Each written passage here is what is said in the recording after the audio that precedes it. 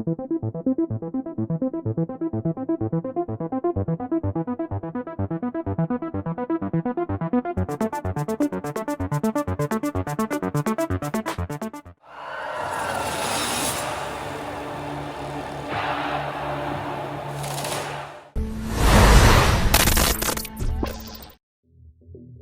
the annals of aviation history, few events have etched a mark as indelible as the tragic tale of Air France Flight 4590. On a fateful summer day in July 2000, the world's only supersonic passenger jet, the iconic Concorde, was brought to its knees by a piece of debris no larger than a ruler. This catastrophic event not only claimed the lives of all 109 souls on board and 4 on the ground, but also spelled the beginning of the end for an era of supersonic travel. Join us as we unravel the minute-by-minute account of the disaster, uncover the chain of seemingly minor mishaps that led to this monumental tragedy, and explore the lasting impact it had on aviation safety and the legacy of the Concorde.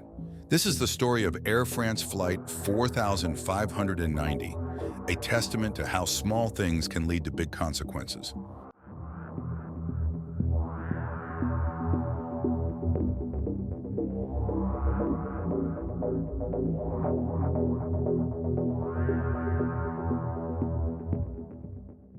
On July 25, 2000, at Paris Charles de Gaulle Airport, preparations for Air France Flight 4590 were meticulously underway.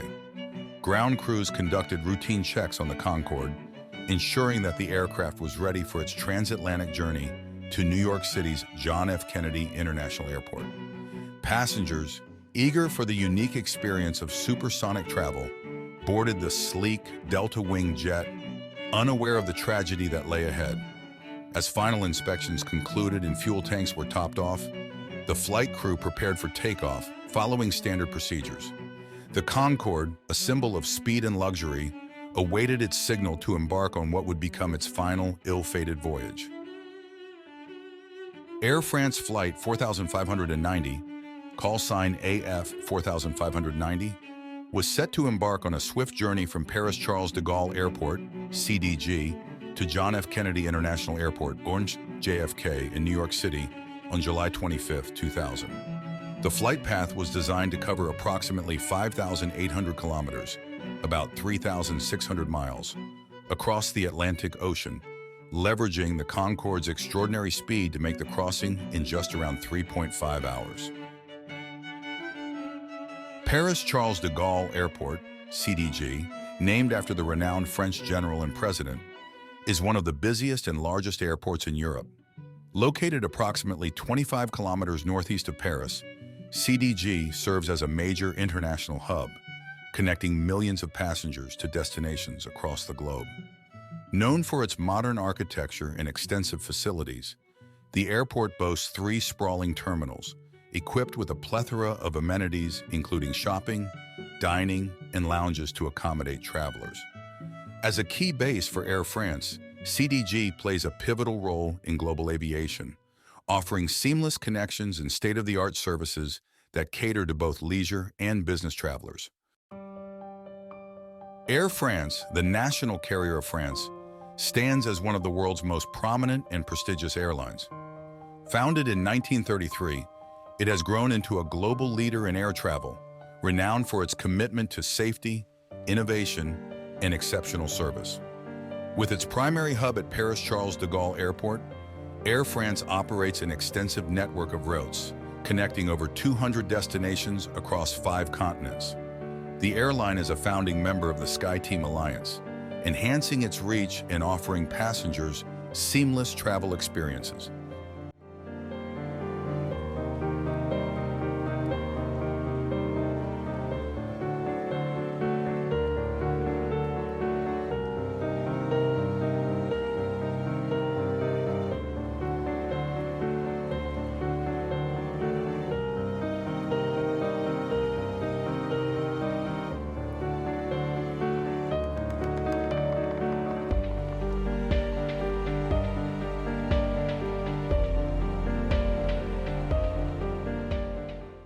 The aircraft involved was a 25-year-old Aerospatiale BAC Concorde, bearing the registration FBTSC and serial number 203.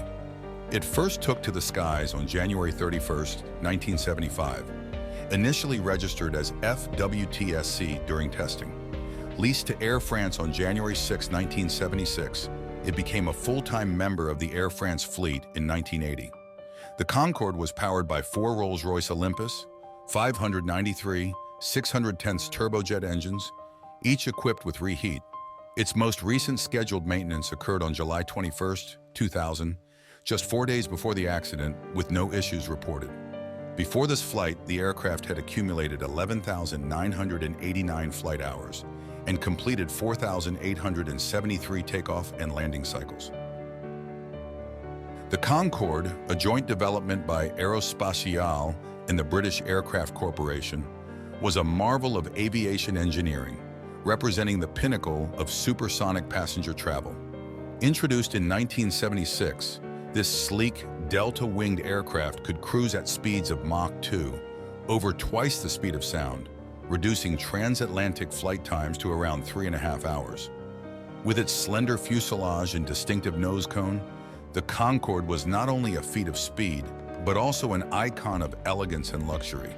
It accommodated up to 100 passengers in a plush, first-class-like setting, offering an unparalleled flying experience.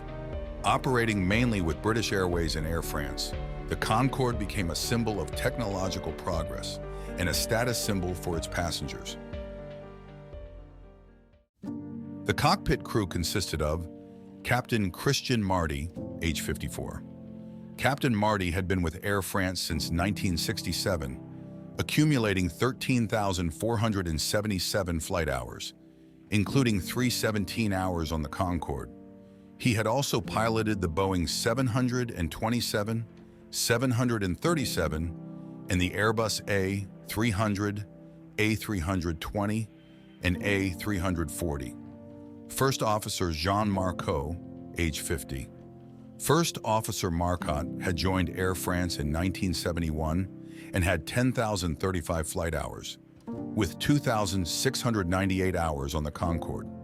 His experience also included flying the Aerospatiale N262, Morane Saulnier MS-760 Paris, Sud Aviation Caravelle, and Airbus A300. Flight engineer Gilles Jardineau, age 58. Flight engineer Jardineau had been with Air France since 1968, amassing 12,532 flight hours, of which 937 were on the Concorde. His expertise extended to the Sud Aviation Caravelle, Dassault Falcon 20, and Boeing 727, 737, and 747, including the -400 variant. The flight was chartered by the German company Peter Delmenes Cruises. Passengers were en route to board the cruise ship MS Deutschland in New York for a 16-day journey to Manta, Ecuador. Among them were German football manager Rudi Fasnacht and German trade union board member Christian Gotz.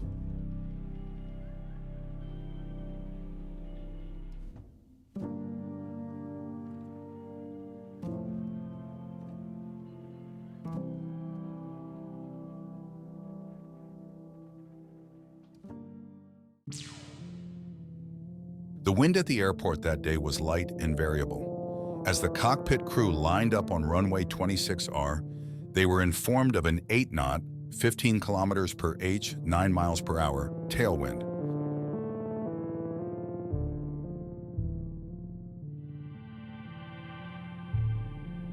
At 16:38 CEST, 14:38 UTC, 5 minutes prior to the Concorde's departure, Continental Airlines Flight 55, a McDonnell Douglas DC-1030 bound for Newark International Airport, took off from the same runway. During its takeoff roll, the DC-10 shed a titanium alloy strip from its engine cowl. This strip, identified as a wear strip, measured approximately 435 millimeters, 17.1 inches, in length, 29 to 34 millimeters, 1.1 to 1.3 inches in width, and 1.4 millimeters, 0.055 inches, in thickness. Despite this incident, the DC-10's flight was not significantly impacted.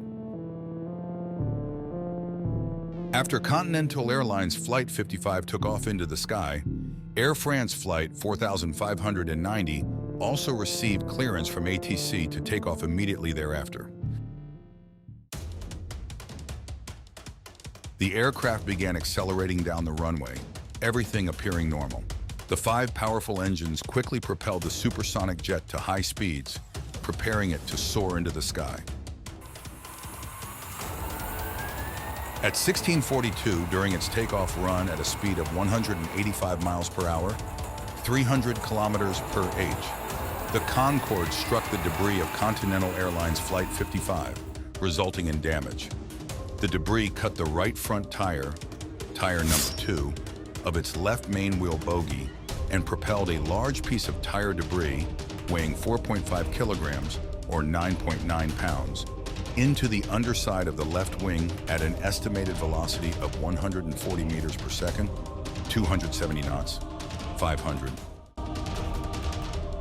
The debris did not puncture any fuel tanks directly, but it created a pressure shock wave that caused a rupture in the number 5 fuel tank at its weakest point, just ahead of the left landing gear well.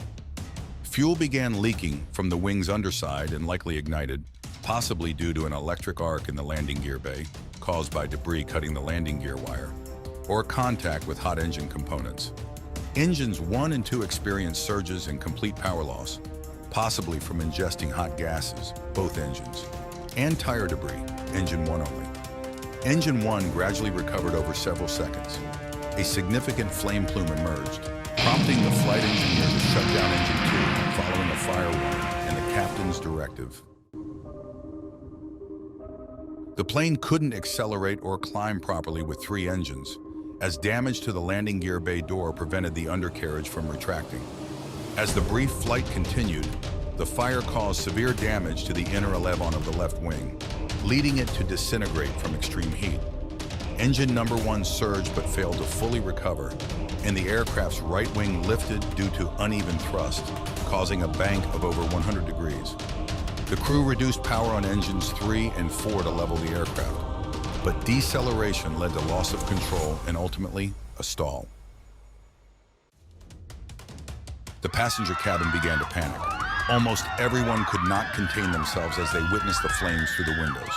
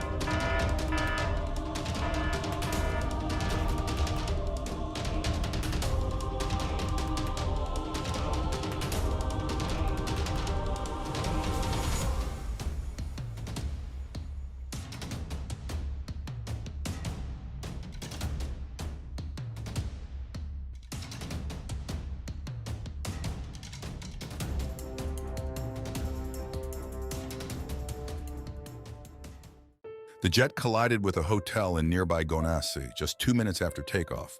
All 9 crew members and 100 passengers aboard perished, along with 4 individuals in the hotel. 4 others sustained minor injuries. This was Concorde's first and only accident.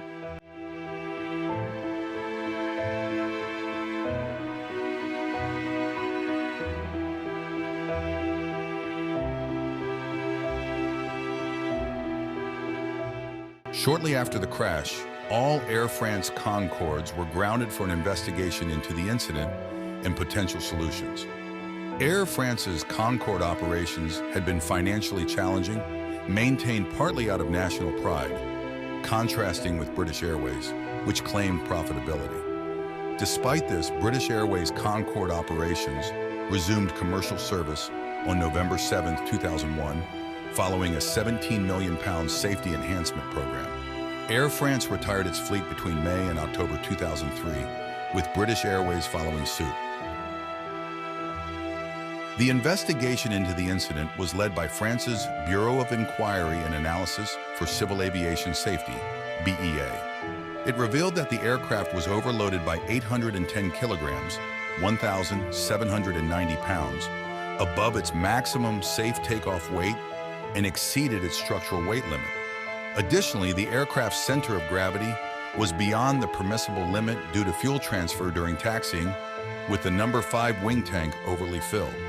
The investigation also noted that a critical 30-centimeter, 12-in spacer, crucial for maintaining alignment of the left main landing gear, had not been replaced after recent maintenance, although this was not deemed a contributing factor to the accident. The BEA's final report, issued on January 16, 2002, concluded several key points. Despite the aircraft being overloaded, any impact on takeoff performance was minimal. The aircraft's tire on the number 2 wheel was cut by a metal strip from a Continental Airlines DC-10, which had taken off 5 minutes earlier from the same runway. This strip, a wear strip from the DC-10's thrust reverser cowl door, had been improperly replaced during maintenance in Houston, Texas. The Concorde was deemed airworthy, and the crew were qualified and experienced. The landing gear, which later failed to retract, had no significant history of problems. There was no contingency plan for the simultaneous failure of 2 engines on the runway, considered highly improbable. Aborting the takeoff was not considered feasible due to the risk of a high-speed runway excursion and collapse of the landing gear, which could have led to a crash. Despite engine issues and shutdowns, the structural damage from the tire blowout was so severe that the crash would likely have been unavoidable, even if the engines had functioned normally. In addition to the primary findings of the investigation, alternative theories and contributing factors have been raised regarding the crash of Air France Flight 4590. Former British Airways Concorde captain John Hutchinson suggested that despite the fire, the situation should have been survivable through piloting, attributing the crash to operational errors and negligence in maintenance practices. Journalist David Rose highlighted multiple avoidable factors contributing to the incident. During the examination of wreckage, investigators noted a missing spacer from the left-hand main landing gear, which skewed its alignment due to a movable strut. This misalignment, compounded by uneven fuel distribution, caused the aircraft to veer left during acceleration on the runway. Photos from the investigation showed evidence of collision with a steel landing light, possibly damaging engine number 1. Former Concorde pilots Jean-Marie Chauve and Michel Suard contested BEA findings, presenting calculations suggesting the aircraft could have taken off before encountering the metal strip, had it not been for the spacer issue. They also questioned the significance of weight distribution in the fuel tanks and loose landing gear, which they argued had a more critical impact than initially concluded. The aircraft carried 1.2 tons of excess fuel at takeoff, intended to be burnt during taxi, along with additional luggage not included in the manifest. These factors pushed the aircraft's weight to 186 tons, exceeding its certified maximum structural limit by 1 ton. A tailwind further reduced the regulated takeoff weight below the actual weight. The redistribution of weight shifted the aircraft's center of gravity rearward beyond safe limits, exacerbated when fuel began leaking from the damaged tank 5. Mike Bannister, former British Airways Concorde chief pilot, suggested that a fuel tank transfer pump left running may have exacerbated the fire, contradicting initial reports that the tank was nearly empty at the time of the crash. These alternative perspectives and additional factors underscore ongoing debates and investigations into the complexities surrounding the tragedy of Air France Flight 4590. In November 1981, the American National Transportation Safety Board, NTSB, expressed concern to the French BEA with safety recommendations for Concorde. This followed NTSB investigations into 4 Air France Concorde incidents occurring between July 1979 and February 1981. Describing these incidents as potentially catastrophic, they were primarily caused by blown tires during takeoff. Throughout its 27 years of service, Concorde experienced approximately 70 incidents related to tires or wheels, with 7 of them resulting in significant damage to the aircraft or being deemed potentially catastrophic. Due to its tailless delta wing design, Concorde could not utilize standard flaps or slats for takeoff and landing assistance, necessitating a much higher speed for both air and tire rotation during takeoff compared to typical airliners. This heightened speed increased the risk of tire bursts during takeoff. Analysis of test results indicated that such bursts could release enough kinetic energy to potentially rupture fuel tanks. For instance, analysis considered a 4.5 kilogram, 9.9 pounds, tire fragment reaching speeds around 140 meters per second, 310 miles per hour, achieved through a combination of tire rotation during takeoff and the burst itself. The crash of Air France Concorde prompted significant modifications to the aircraft, including enhanced electrical controls, Kevlar lining for fuel tanks, and development of burst-resistant tires. Despite these efforts, the incident marked the decline of Concorde. Service briefly resumed but was interrupted by the aftermath of the September 11th attacks, which led to decreased passenger demand and ultimately contributed to the discontinuation of Concorde flights. Air France ceased operations in May 2003, followed by British Airways 5 months later. Efforts to revive Concorde for heritage flights in 2010 were unsuccessful, despite attempts by groups like the British Save Concorde Group, SCG, and French group Olympus 593 to obtain engines from the Le Bourget Air and Space Museum for the 2012 Summer Olympics. In March 2005, French authorities launched a criminal investigation into Continental Airlines, whose aircraft had dropped debris on the runway. Henri Perrier, former chief engineer of Concorde at Aerospatiale, was formally investigated in September of that year. In March 2008, Bernard Ferret sought manslaughter charges against Continental and 2 employees, alleging negligence in the repair of the DC-10's wear strip. Continental denied these charges, claiming the Concorde was already on fire before hitting the strip, supported by witness testimonies. Simultaneously, charges were brought against Perrier, Jacques Arubel, and Claude Frunson for allegedly knowing the aircraft's vulnerability to foreign object damage, but allowing it to fly. The trial ran from February to December 2010, resulting in Continental being found criminally responsible and fined €200,000, with additional compensation ordered to Air France. Taylor received a suspended sentence, while Perrier, Arubel, and Frunson were acquitted. These convictions were later overturned in November 2012 by an appeals court, clearing Continental and its employees of criminal liability, but affirming their civil responsibility for compensation claims, notably paying 70% of Air France's €100 million payout to victims' families. A monument in honor of the crash victims was established at Gonesse. The Gonesse Monument consists of a piece of transparent glass with a piece of an aircraft wing jutting through. Another monument, a 6,000 square meter, 65,000 square feet, memorial surrounded with topiary planted in the shape of a Concorde, was established in 2006 at Mitry-Marie, just south of Charles de Gaulle Airport.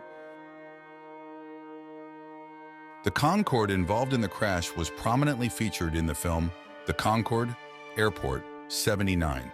The incident was profiled in various documentaries, including the premiere episode of National Geographic's Seconds from Disaster, detailing the timeline and causes of the crash. NBC aired a documentary on the crash and its legacy in February 2009, while Channel 4 and Discovery Channel Canada presented Concorde's last flight. Smithsonian Channel released a 90-minute documentary in 2010, and the crash and investigation were covered in Season 14 of Mayday, Air Crash Investigation, in January 2015, titled Concorde Up in Flames. In 2020, Montreal synth-pop group Le Couleur released an album, Concorde, inspired by the crash's story.